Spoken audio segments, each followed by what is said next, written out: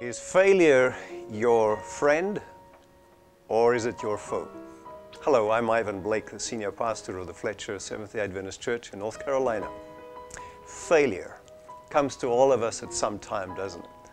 Big question is, if we view it as a foe, we lose an opportunity because failure can be our friend.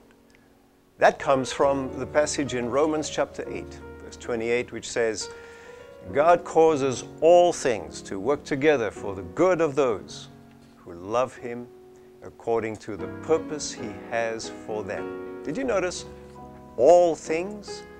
Does that include failure? It absolutely does.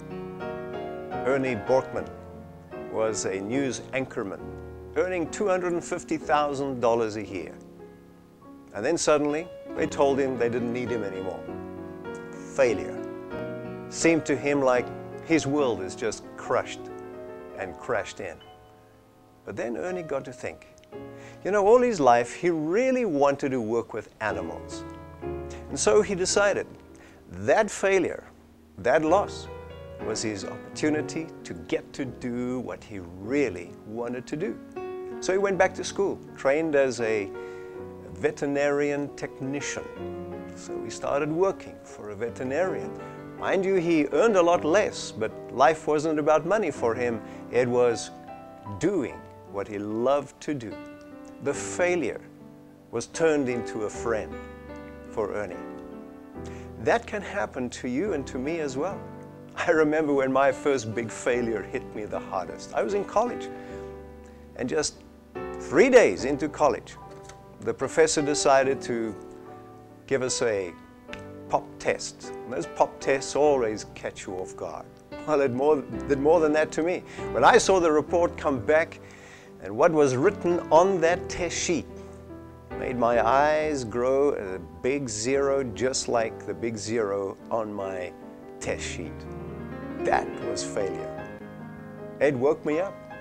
Made me realize that my idea of going to college to just have fun and play around is not really what college is for.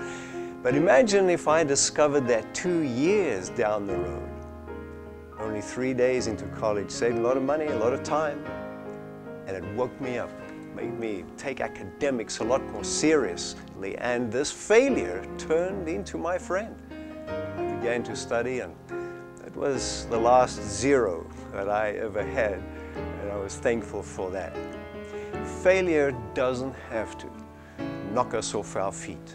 In fact, there's a book that was written by Dr. Erwin Lutzer, and the book's title is Failure, the Back Door to Success. Just think about that.